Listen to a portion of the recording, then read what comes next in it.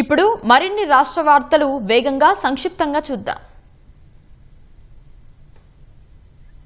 నిజామాబాద్ జిల్లాలోని ఆచనపల్లి గ్రామంలో గుట్కా విక్రేతలపై చేతా ఫోర్స్ దాడి చేసింది. నిందితుల నుంచి 30 లక్షలు విలువ చేసే గుట్కా ప్యాకెట్లు స్వాధీనం చేసుకున్నారు. ప్రజల ఆరోగ్యానికి హానికరమైన గుట్కా రవాణాపై పోలీస్ శాఖ కఠిన చర్యలు తీసుకుంటుందని అధికారులు హెచ్చరించారు.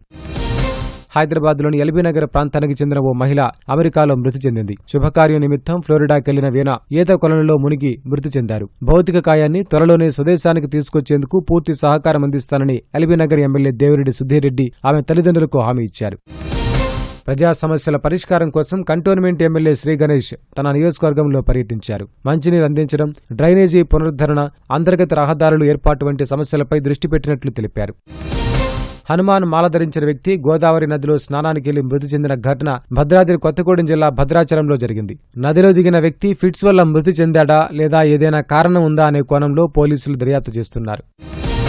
హైదరాబాద్లోని వనస్థలిపురంలో జాతీయ రహదారిపై రోడ్డు ప్రమాదం జరిగింది. సర్వీస్ రోడ్డులో నడుచుకుంటూ వెళ్తున్న అక్కా చెల్లెలను కారు ఢీకొట్టడంతో ఒకరు మృతి చెందగా మరొకరికి తీవ్ర గాయాలయ్యాయి. గంజాయి రవాణా చేస్తున్న 2 అంతర్రాష్ట్ర ముఠా సభ్యులను పోలీసులు అరెస్టు చేశారు. నల్గొండ జిల్లాలోని కేతపల్లిలో వాహనాలను తనిఖీ చేస్తుండగా నిందితులను పట్టుకున్నారు. వారి నుంచి 104 కిలోల గంజాయి లారీని పోలీసులు స్వాధీనం చేసుకున్నారు.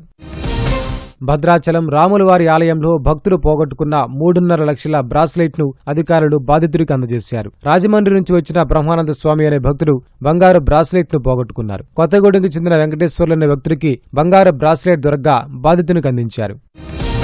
యూట్యూబ్లో వీడియోలు చూసి నల్గొండ జిల్లా దామరచెర్లలోని ఏటీఎం దోపిడీకి ప్రయత్నించిన 2 నిందితులను పోలీసులు అరెస్టు చేశారు. చోరీకి ఉపయోగించిన ఇనుప రాడ్డు, సెల్ ఫోన్, బ్యాగును స్వాధీనం చేసుకున్నారు. సికింద్రాబాద్లోని మెడికవర్ ఆసుపత్రి ఆధ్వర్యంలో 2 రోజుల పాటు రోబోటిక్ అసిస్టెడ్ హిప్ రిప్లేస్మెంట్ పై జాతీయ సదస్సు నిర్వహించనున్నారు. తక్కువ ఖర్చుతో అధునాతన సాంకేతిక పరిజ్ఞానాన్ని ఉపయోగించి శస్త్రచికిత్సలు చేయడంపై సదస్సులో చర్చించనున్నట్లు ఆసుపత్రి వర్గాలు తెలిపాయి.